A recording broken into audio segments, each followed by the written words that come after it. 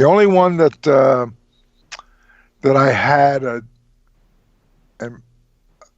strained relationship with was Scott Steiner, and it was a result of eventually they when Bischoff is gone, they put me in with Bill Bush, who was running the company for a while, who was the money man. He was there all along, but he was the financial guy.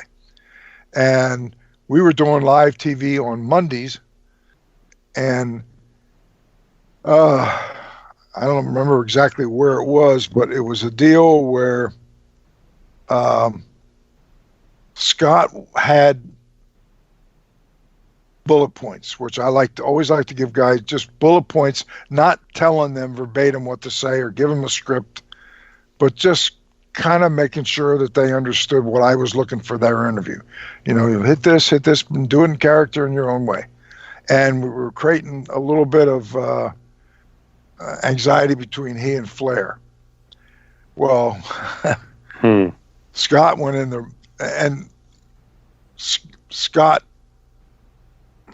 I mean, I guess I didn't ask if there was any ill feeling with Flair. There was something I wouldn't have thought to ask, because I thought what I was expecting was clear. And like I say, you don't have to like everybody in the business, and you could go and do your job without letting your personal feelings cloud your professionalism. And what happened was, we were doing a little thing where he was going to go out ahead of Flair, and when he got in the ring for his interview, now this is live, and I think we looked at 5 minutes, 6 minutes, whatever it was, where he had certain things that he was kind of needling Flair, and Flair come out, and then that would create the back and forth. Well, Scott let his animosity for Flair, and without being given specific constraints of, we'll say this, he went out there and basically used that live airtime to cut a promo on Flair. And just, oh my God, if anybody that was watching that show would remember how, it's like, well, what's Flair going to go out and say? I mean, it's like the business aspect of where we could go with the two of them is out the window, because when he got out there, he made it personal. I mean, and went on and on and on. Well, then Bill Bush said, "Oh my God," and we couldn't cut him off for live television. And Bill, his first reaction was he wanted to fire him, wanted to fire Scott Steiner. And I said, "Bill, hold on a minute. You're taking over. Bischoff is because see what happened was Bischoff was the fair-haired guy, and all of a sudden, 1 week the company lost $5 million. I mean, it was a sizable sum of money.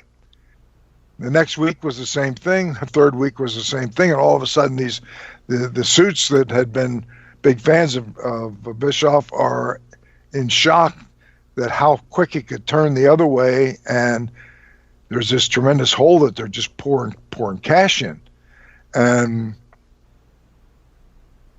so it was Bill, was looking at doing something with Flair and with Scott Steiner.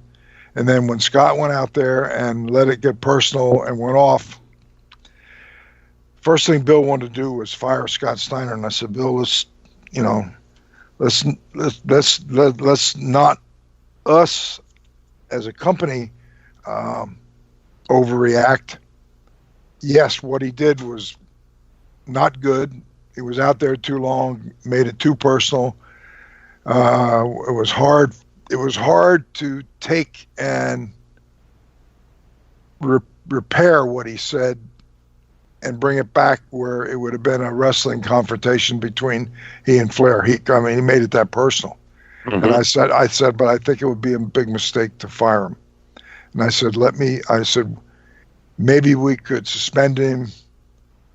He wanted to fire him. And I said, well, suspend him, fine him, I don't know. So I met with Scott Steiner individually. And I told him, I said, God, I said, they wanted to fire you.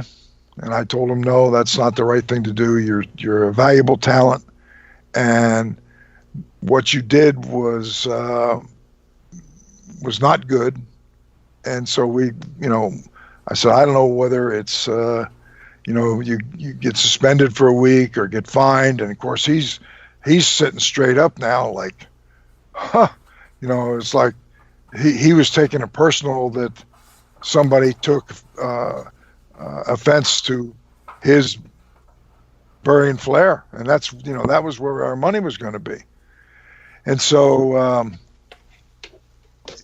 now you got a scene where Bischoff has been pushed out of the way, and Bill Bush is in charge, who was the money guy before, under Bischoff.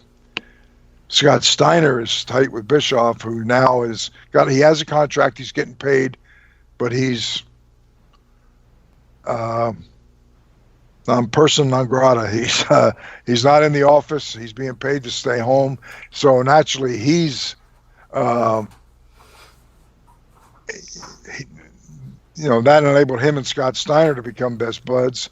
And I'm not sure with the guy that was the head of the company at that point. Can't think of his name, but Bischoff was talking to him.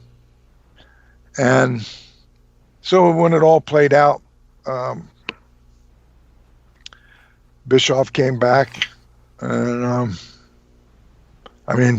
this is a crazy business, and somehow you think that something happens, transpires that would kill your business, or the players there, you had to break the whole thing up because guys, what had happened, you couldn't, sweep it under the rug. But it was better to have Flair and keep him separate from Scott Steiner as much as possible, and yet have Scott Steiner there, because they're two good talents.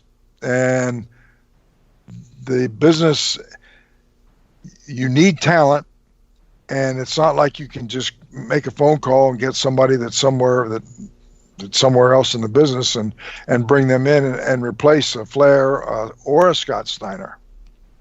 Yeah, so very, very true. It was a matter of, okay, just don't overreact. Steiner needs to understand that what he did was not appropriate, and that whatever personal animosity he has towards Flair, for whatever the reason, legitimate or not, it's still a business, and you got to work with. There have been times in the business where there were a brother tag team who hated each other, wouldn't travel together, and yet they'd get there and they're a tag team, and the fans are going crazy. And if they knew the truth, I've seen a lot of those stories, in the business. But the business comes first. Whatever your personal feelings are, that's your business, as long as you don't let it interfere with the product.